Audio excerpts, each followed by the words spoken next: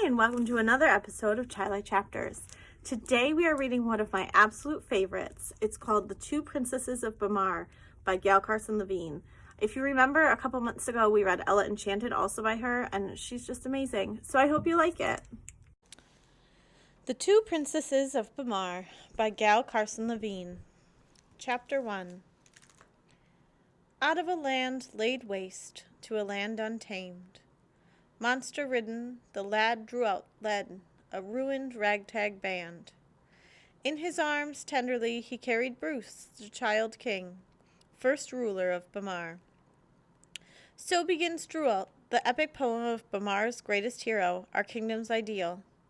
Drualt fought Bamarre's monsters, the ogres, griffins, specters, and dragons that still plague us, and he helped his sovereign found our kingdom.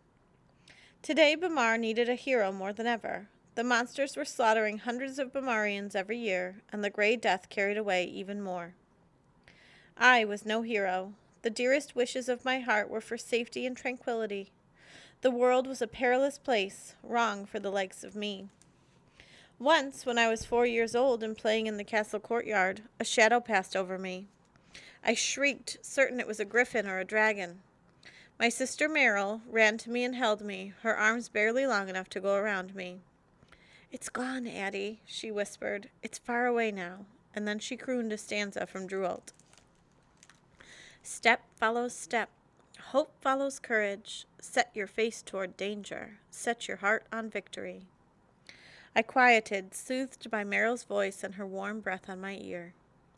Meryl was my protector, as necessary to me as air and food. Our mother, Queen Daria, had succumbed to the Grey Death when I was 2 and Meryl was 3. Father rarely visited the nursery. Bella, our governess, loved us in her way, but her way was to moralize and to scold. Meryl understood me, although we were as different as could be. She was fair and I was dark-complexioned. She was small and compact, a concentration of focused energy. I was always tall for my age and loose-limbed, and my energy was nervous and fluttery. Meryl was brave, and I was afraid of almost everything, from monsters to strangers to spiders. As a child, Meryl loved to act out scenes from Drualt, or scenes from a made-up drama in which she saved the kingdom. Our games would begin on the miniature carriage that was our nursery's best feature. I'd sit inside, and Meryl would climb up to the driver's seat. We'd travel to the Eskern Mountains, where ogres and griffins dwelled, or to the Elf Queen's castle on the shores of the Han Ocean, or to the western desert where the dragons had their lairs, or to the Muley forest where specters abounded. She would rescue me from a flaming dragon or a hungry ogre. When I was supposed to, I would shriek in terror that was half real, but when I could, I'd stay still and watch Meryl perform. That was what I loved. Her favorite game was the Grey Death adventure. Oddly enough, this one didn't frighten me. The Grey Death wasn't a monster or a spider I could see and shiver over. It was invisible. If I caught it, it would be somewhere within me, and while the outside world was full of danger, I knew my interior. I was certain I could oust an intruder there. In the game, I always portrayed the Grey Death's victim. For the first stage of the disease, the weakness, I'd begin to walk toward the worn nursery couch, growing weaker as I went. After a few steps, I'd fall to my knees and begin to crawl. I'd drag myself to the couch, but lacked the strength to climb up onto it. I'd fall asleep there on the floor. A moment or two later, I'd wake up and rise, consumed by fever. I'd rush to the fireplace and rub ashes into my cheeks, because the faces of the afflicted always turned gray near the end. I'd pretend to shiver, and I'd try to make my teeth chatter. Meanwhile, Meryl would be busy, battling monsters, consulting with sorcerers, climbing mountains, sailing stormy seas. While I shivered, I'd keep one eye on her, because I couldn't start to die until she was ready to rescue me. When she triumphed and found the cure, I'd slump to the floor. She'd rush to me, cradling the cure in both hands. Sometimes it was an elixir in a golden chalice. Sometimes it was the feather of a griffin, or the tooth of a dragon, or even a plain black stone. Kneeling at my side, she'd whisper, "I have found it, maiden. You shall live." She'd cure me, and I'd jump up. Then we'd frolic about the nursery, skipping around the carriage, banging on the suit of armor, clasping hands and dancing around the small spinning wheel. We knew that a cure would be found one day. A specter had prophesied it, and the prophecies of specters always came true. The cure would be found when cowards found courage and rain fell all over Bamarre. That was all we knew. No one knew when the cure would be found, by whom, or what form it would take. Once, at the end of our game, I asked Meryl if she really planned to quest for the cure. I was 9 at the time, and Meryl was 10. "I'll leave as soon as I'm strong enough to ride a charger." She'd never come back. A monster would kill her. She took a heroic stance, legs apart, brandishing an imaginary sword. "I'll find the cure, and knights will flock to me.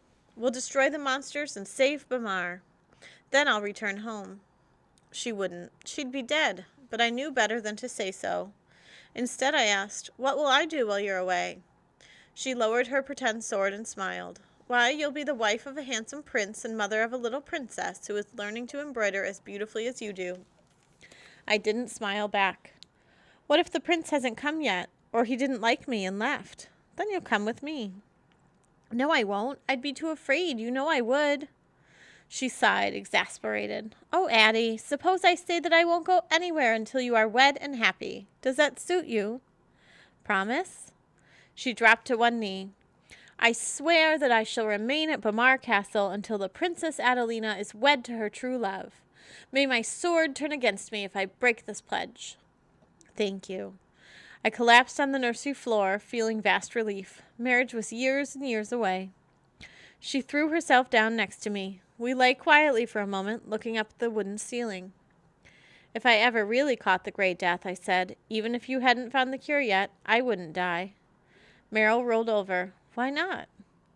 "Because I wouldn't give in to it. When the disease made me feel tired, I wouldn't act tired. When it made me want to sleep, I'd stay awake. If the fever came, I'd run up and down to keep myself warm.